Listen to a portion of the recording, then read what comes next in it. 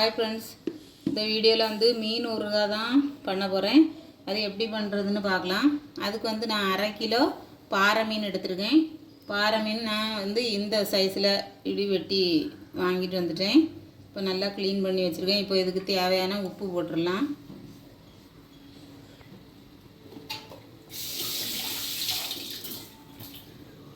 தேவையான அளவு உப்பு போட்டுட்டு வத்தல் பொடி 1 ஸ்பூன் வத்தல் பொடி போட்டிருக்கேன்.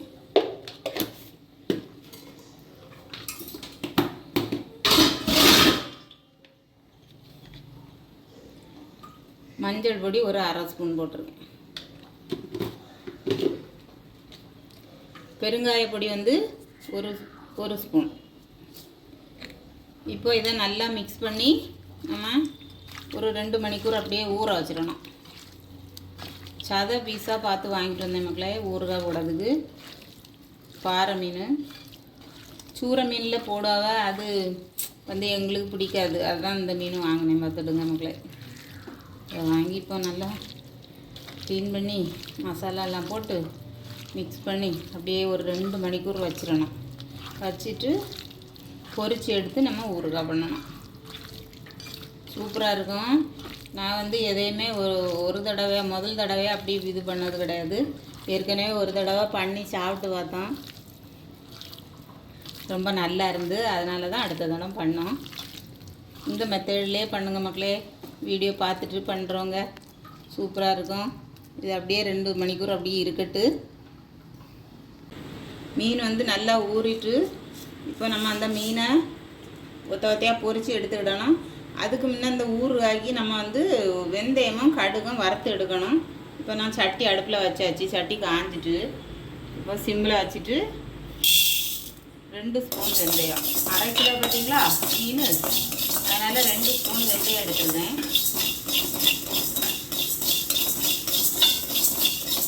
சிம்மில் வச்சு பொன்னிறமாக வறுத்துருவோம்.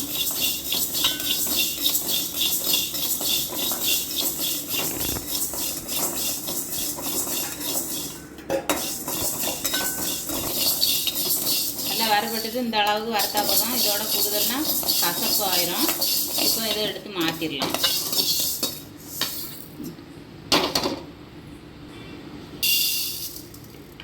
அதே சட்டியில் 1 ஸ்பூன் கடுகு.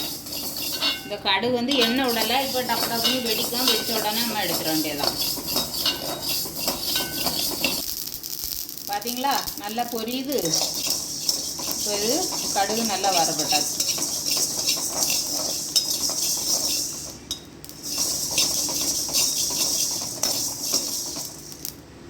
இப்போ இதை எடுத்து மாற்றிடலாம். இப்போ நம்ம மீன் பொரிக்கிறதுக்கு இதே சட்டியில் எண்ணெய் விட்டுக்கிடலாம். நான் வந்து இன்றைக்கி நல்லெண்ணெயில் தான் பொரிக்க போகிறேன்.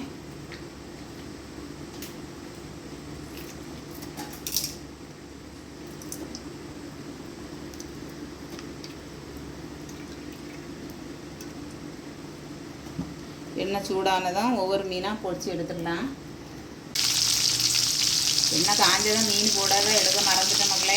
இப்போ பாருங்க, மீன் பொரிஞ்சிட்டு இருக்குது.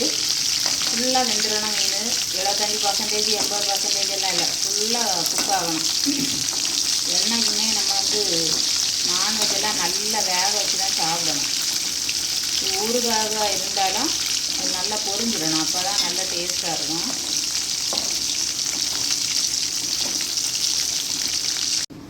பாருங்கள் மக்களே, மீனெல்லாம் பொரித்து எடுத்தாச்சு. இப்போ நம்ம தாளிப்பு போட்டுடலாம்.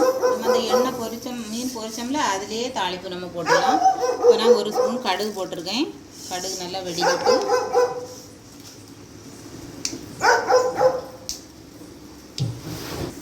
10 பல்லு பூண்டு இந்த மாதிரி நான் நறுக்கி வச்சுருக்கேன். இதை போட்டுருவோம். அப்புறம் இஞ்சியும் இதே மாதிரி தான் நறுக்கி வச்சுருக்கேன். இந்த ஊறுகாயில் அந்த மீனெல்லாம் போட்டு நம்ம இது பண்ணும்போது இது சாப்பிட்டா சூப்பராக இருக்கும். அப்புறம் வந்து ஒரு 5 பச்சை மிளகா போட்டிருக்கேன்.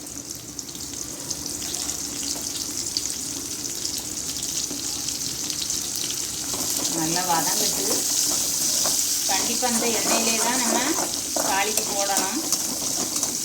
மீன் பொரிச்சு எடுத்தோம்னா அந்த ஃப்ளேவர் எல்லாமே இதில் தான் இருக்கும். நம்ம இதுக்கு ஒரு கொத்து கருவேப்பிலை மட்டும் போட்டுடலாம். கருவேப்பிலை ஒரு கொத்து, கொஞ்சமாக காயப்பொடி போட்டுருவோம். காயப்பொடி நம்ம மீனில் வந்து நிறைய சேர்த்துருந்தோம்.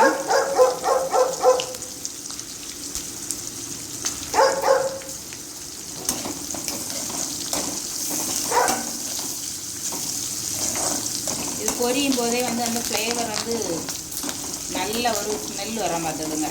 இஞ்சி பூண்டு அந்த பச்சை மிளகு கருவேப்பிலை காயம் எல்லாமே. இதுக்கெல்லாம் நம்ம வினிகர்லாம் ஊற்றணும்னு தேவை கிடையாது. இது நம்ம வந்து ஊறுகாய் 2 நாளையில் தீந்துடும். 2 கிலோ 3 கிலோன்னு பண்ணோம்னா 2-3 நாள் வச்சு சாப்பிடுவோமா, அதுக்கு வினிகர் ஊற்றலாம். அதுக்கு ஒரு எலுமிச்சம்பழத்தை புழிஞ்சு அது சாறு மட்டும் ஊற்றுவோம். வெள்ளைப்பூடு இஞ்சி பச்சை மிளகாலாம் நல்லா பொரிஞ்சிட்டு இப்போ நம்ம வந்து இந்த ஊறுகாய்க்கு தேவையான வத்தல் பொடி போட்டுடலாம். 1 ஸ்பூன் போட்டிருக்கேன். ஒரு 1/4 ஸ்பூன் மஞ்சள் பொடி போட்டுருவோம். ஏற்கனவே மீனில் போட்டிருந்தோம், இருந்தாலும் போட்டுருவோம். இப்போ இதை மீனை போட்டு பொறுமையாக கிளறி விடணும். அப்புறம் வந்து நம்ம தேவைக்கு கொஞ்சம் தண்ணி விடணும். தண்ணி விட்டு நல்லா வந்து அது கொதித்து கட்டியாக வற்றணும். அப்போ தான் ஒரு கிரேவியோட அந்த ஊறுகாய் சூப்பராக இருக்கும். இப்போ நம்ம இதுக்கு ஒரு எலுமிச்சம்பழம் புழிஞ்சி அந்த சாறு ஊற்றணும். இப்போ இதில் ஒரு எலுமிச்சம்பழம் புழிஞ்சி ஜூஸ் வச்சுருக்கேன். இதை அப்படியே அரைச்சி ஊற்றிடலாம். கொட்டை உள்ள போயிடலாமா.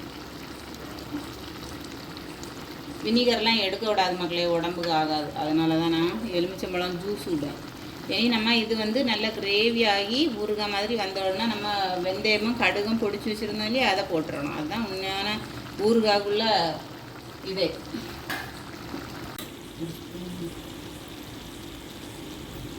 இதுக்கு இப்போ ரெடி ஆகிட்டு மக்களே. இப்போ நம்ம வந்து வெந்தயமும் கடுகும் பொடிச்சு வச்சுருக்கோம் வறுத்து. இங்கே பாருங்கள், இதை இனி இதில் போட்டுடலாம். ஊறுகாயோட சீக்ரெட் மசாலாவே இதுதான் மக்களே. சூப்பராக இருக்கும் பாருங்கள். இதே போல் செஞ்சு பாருங்கள், அவ்வளோ டேஸ்ட்டாக இருக்கும்.